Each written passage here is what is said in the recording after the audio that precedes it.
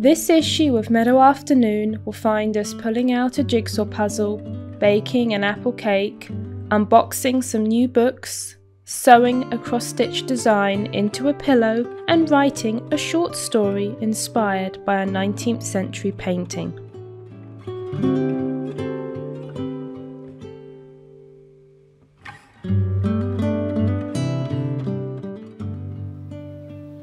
The summer afternoons slowly settle in, and a warm breeze sweeps through the grasses, a blur of colour as they dance. The animals find shelter in the shade under the trees. There they stretch out their limbs and rest in the dappled shadows, sensibly snoozing away from the hot summer sun.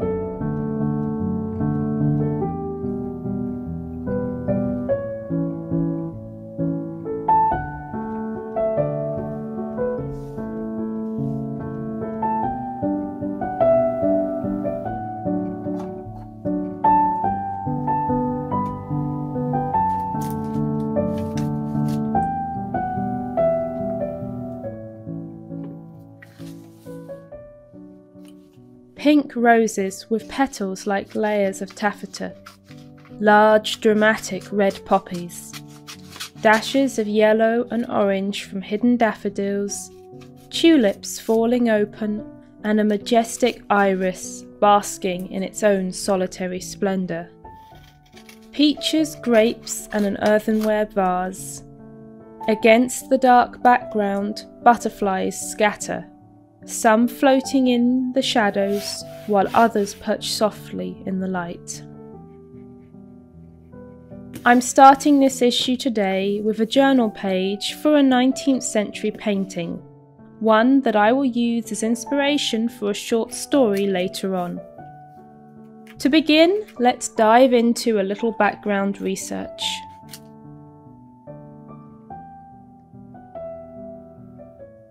This painting, titled creatively "Flower Vase with Grapes and Peaches," was painted in 1810 by Jan Frans Van Dael, whose name I'm probably butchering. It's currently housed in the collection of the Louvre in Paris.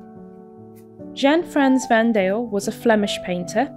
His career was centred in France, where he found considerable success at his craft, exhibiting work at the Paris Salon, creating paintings for Napoleon's wife Josephine, as well as, later on, several of the French Restoration kings. He was also an art collector himself and taught a variety of male and female students. He primarily created still life compositions of flowers and fruit, along with some landscapes, and his botanical work is known for its high level of detail. The painting today is a beautiful composition, a variety of flowers and colours sitting in a vase, along with a pile of peaches and bunches of grapes. I love the opulent floral arrangement, the way in which the flowers are overlapping and almost tumbling out of the vase, and all the little details, the pattern of the marble that the vase is sitting on, the bent stem of a flower, a singular water droplet sitting on a leaf, and a spider hanging in its web in the upper left-hand corner, almost obscured in the shadows. The more you look at the painting, the more details you find.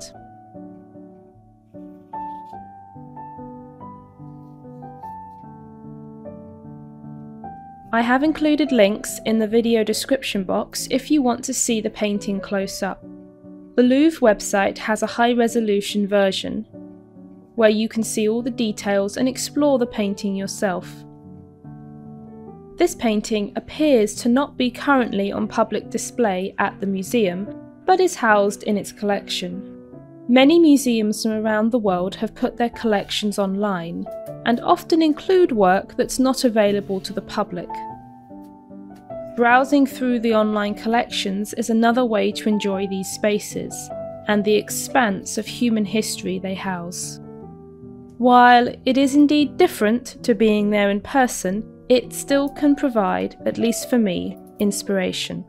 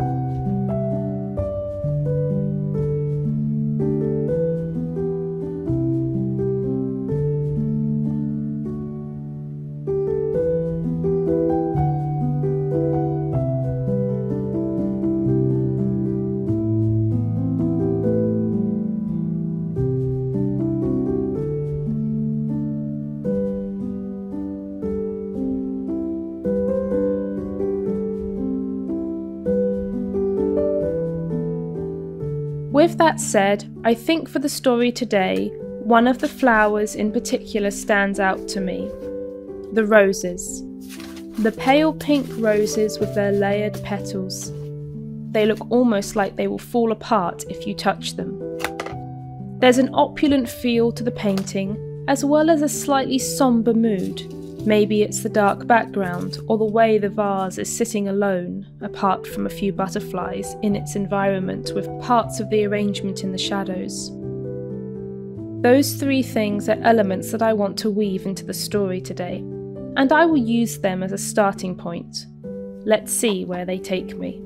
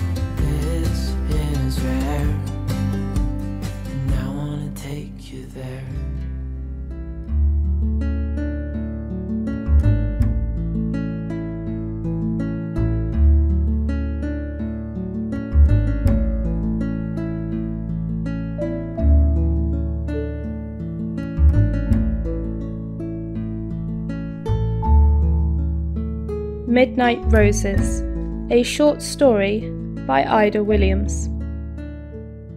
The roses bathed in the moonlight, their honeyed perfume drifting untroubled through the midnight air. The castle was quiet, with most of its inhabitants asleep, lost in the realm of dreams. The outer walls wrapped themselves comfortingly around the town, encasing the many rambling houses, shops, churches, taverns, stables, and keep within its embrace. Most slept easy within those fortifications of stone, their dreams seldom interrupted. It had been many years since an enemy had beat against the gates. Wars were now fought far away in distant parts, in lands full of sand and holy places. Most of the town's inhabitants had little time to care about the battles taking place across the world. Most kept their shops, worked their trades, and tended to their farms. Their lives were filled with family, work, and a calendar of feast days to look forward to. Most learned the news from afar in bits and pieces, tall tales and strange rumours. They might raise a glass to a battle won, shake their heads at a rumoured loss. Most didn't care to know more. Samuel, however, was not most. Leaning against the stone at the top of one of the castle's towers, he surveyed the darkness with a sigh.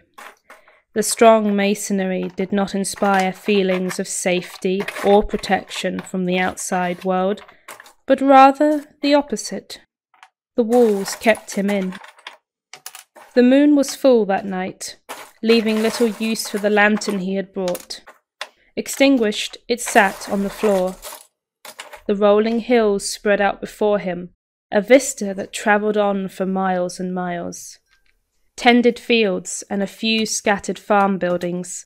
A river wound away through the little thickets of trees. Wild bushes grew in abandon, and soon all gave way to the untamed countryside, green and secure. Samuel had seen it all before, day in and day out, for all of his 14 years. He rubbed his eyes, fighting back sleep. The roses were strong, wafting up from her ladyship's inner garden. They smelt sticky and unpleasant. The watch must be alert, or, lacking that, at the very least awake. What for? Who knew? No one living could remember an enemy at the gates. The most that could happen in the dark watches of the night was the lonely cry of a stray animal, or perhaps a messenger riding in from afar. But such excitements were woefully unlikely. Regardless, one guard to stand watch at all hours was ordered. The lord had seen to it, and since his departure, the lady had likewise kept it that way. Fighting back the endless boredom, Samuel turned his face upwards to the stars. Would they be the same out east? John had written of sand and scorching heat, of men in long robes, women in veils, hard-fought battles and fierce opponents, but no mention of the stars. The letters had been sparse, only a couple in the 3 years he had been gone. "Stay here, brother," John had said, high up upon his horse, his sword polished and shiny. "You are too young to meet the infidels." Samuel could hear his own cries and pleading. They still rang in his ears, along with the laughter from the other men watching. "Stay," they had said. "Watch over our wives. We'll be returning soon with glory and riches." So far, no one had returned. Some never would. They lay forever under the palm trees of a faraway land. He would rather be laid to rest in a strange place than spend a lifetime behind these walls. Samuel was resolute in his plan. Whenever the next batch of men went, he would go, hiding, lying, following. It mattered not how he went. He would not be left behind. Not again. Not sleeping, Samuel, I hope. Interrupted from his desert musings by a soft voice, he stood up straight. "No, my lady." Treading gently across the flagstones, the lord's wife smiled at him, her long dress rustling slightly as she walked. Lost in thought, perhaps? The moonlight has a way of making us all wander a little. "No, well, only about my brother," Samuel found himself saying. "Our thoughts find themselves in company, it seems, with loved ones far away," she continued steadily, her lyrical voice in a calm rhythm. "You need not worry. My lord will care for all his men the best he can." "That I know, my lady. It's just, I want so much to be there with them." "Ah," she replied quietly, and looked outwards over the fields and into the distance, where her small island nation would eventually meet the sea. "I would be of more use over there," continued Samuel, forgetting for a moment whom he was talking with. "I am strong and very good with a sword. It's not fair to be left behind, to be useless. I am not a child." He stopped abruptly. "Forgive me, my lady." She turned back to him, her eyes glistening. "I know how it feels to be left behind, Samuel. We have different roles to play, different strengths and skills. Your path will become clear, as it does for us all. Rest assured, yours, I think, does not lay solely within these walls." For the first time, Samuel noticed how tired she looked. Dark circles ran deep under her eyes, and lines of concern travelled across her forehead. Her youth had met the trials of the world. He then remembered the small child and the sickness which had kept her close to his bedside.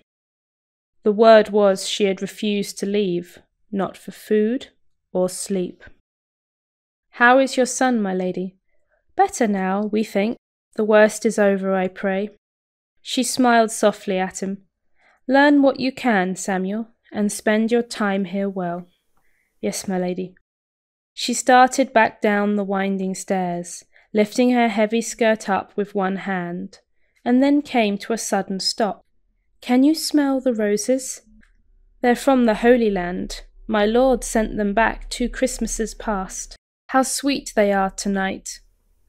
For a moment she paused, breathing in the luxurious aroma, allowing it to engulf her, allowing longing to wander with its long fingers. Somewhere out there in the world, her husband sat, looking at the same moon, smelling the same scent of roses. "Are the stars the same out there, my lady?" "To be sure," she replied softly, her voice trembling at the edges, and then she was gone, back to observe her sleeping child, his fever now safely broken. Left once again alone, Samuel placed his hand upon the hilt of his sword. His path would lead him out there. He would see to it. One day soon, standing upon another set of walls, he would await the signs of the enemy and listen for the clink of steel.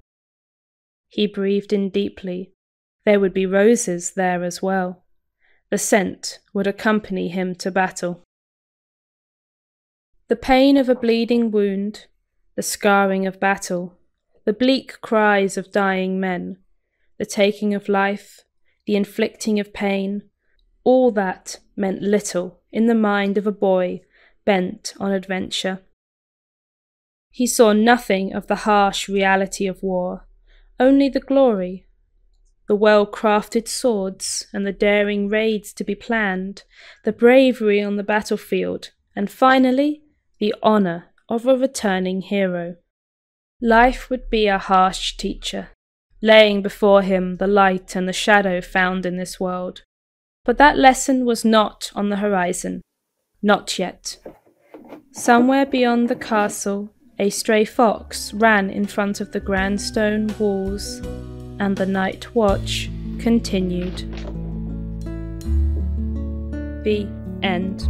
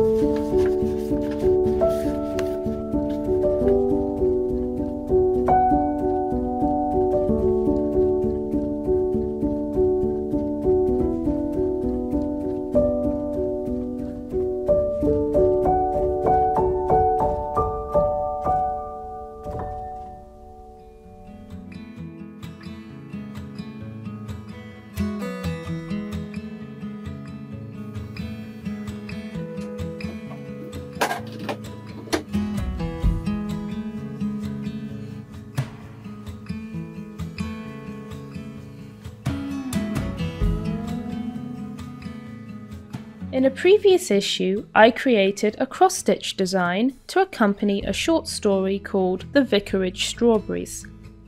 I think it's time to get out the sewing machine and finish that project. I like to turn my cross-stitch designs into more functional items after I finish the embroidery, and in this case I'll be making a decorative cushion. But I think that this strawberry design would also work well on a tote bag, a journal cover, or a wall hanging as well. Along with my finished piece of embroidery, I brought out a pack of patchwork fabrics, as they had a lovely selection of reds, white and beige patterns which would complement my strawberry design. I chose 3 for the pillow today. Little hearts scattered across a red background, plants that looked like floating dandelions, and some swirls of cream and white. Using these, I decided to make a patchwork border to go around the cross-stitch design. Something to frame the cross-stitch and to make the overall size of the pillow a bit bigger. Before I began cutting out my fabrics, I played around with the placement of the patterns and created a sketch that I liked. I also trimmed down the excess fabric around the cross stitch so that the design was centered and square.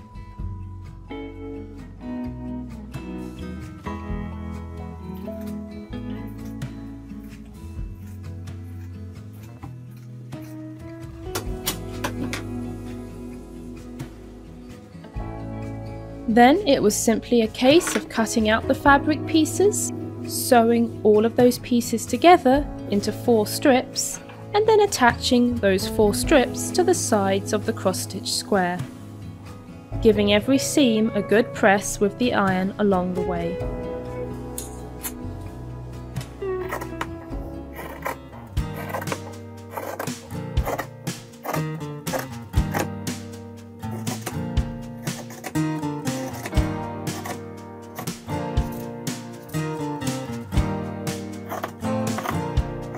Open up the window, I'm breathing in the last of September. I can feel the wind blow, and the late summer sky is like a giant ember. Everything is turning into gold when the autumn leaves are playing chases. Puts a smile up on my face. They leave their branches one by one and whirl around there just for fun. Some are faster, some are slow, and some are high and some are low, dancing through the last days of September.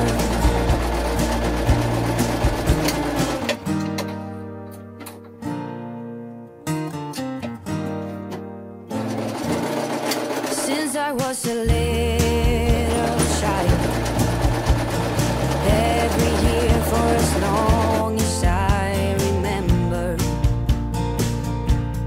all the leaves were running wild, going all the way until November. Turn the world around us into gold.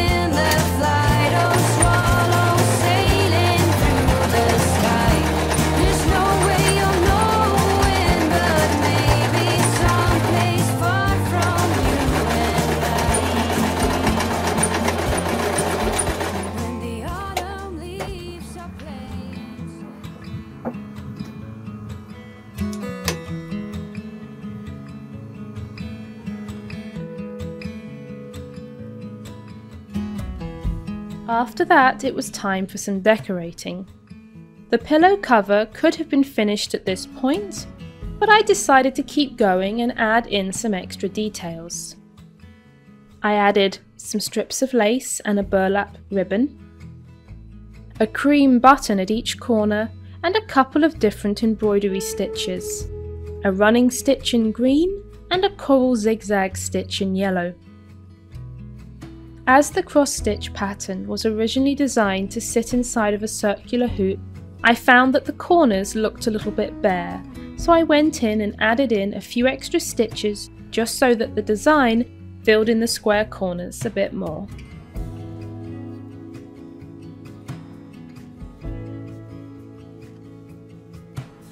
Final step was to sew on the backing. I chose a piece of scrap white fabric, fill it with padding, and then hand sew that final seam shut. Then the cushion was ready to grace the house in all of its strawberry glory. If you'd like to watch the creation of the cross-stitch design, check out issue 5, and if you'd like to embroider the design yourself, you can find a PDF pattern in the shop. All links will be in the description box below.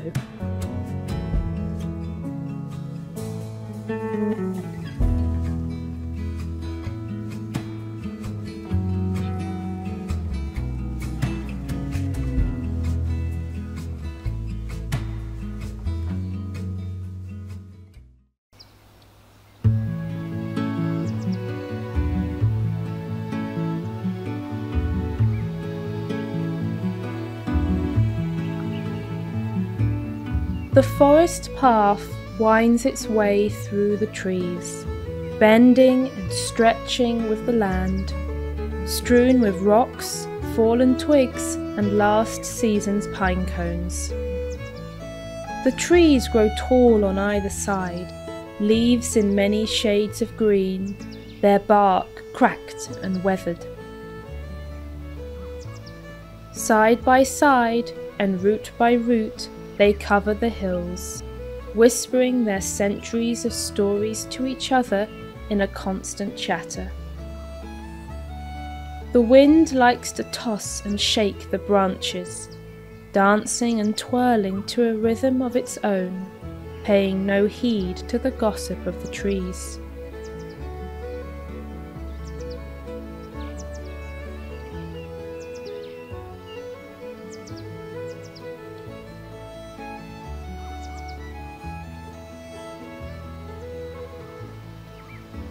Mysterious red and yellow berries grow deep in the sheltered parts of the woods, dangling alongside the path, trying to tempt the passing traveller. The forest travellers are, however, wise and keep going, following the path as it carries them across the glades and dells, over the boulders and under the trees.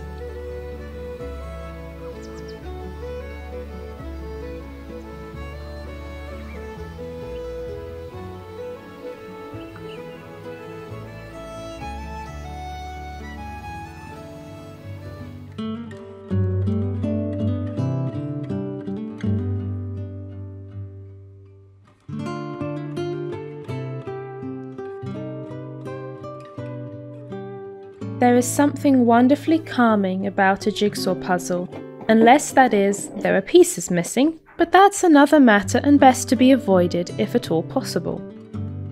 Nevertheless, with all pieces accounted for and a pleasing design, preferably not one made up of a solid, impossible to tell apart each piece colour, a jigsaw puzzle can be, for me, a really enjoyable activity. 1000 pieces are my go-to size. They fit on my puzzle board and take the perfect amount of time to complete, not too fast and not too long. There's something very relaxing about spreading all the little pieces out across a table and then methodically putting them all back together. It allows the mind to wander if it wants, or to stay focused entirely on the task at hand. Piece by piece, the final image slowly emerges. And of course, I do the edges first.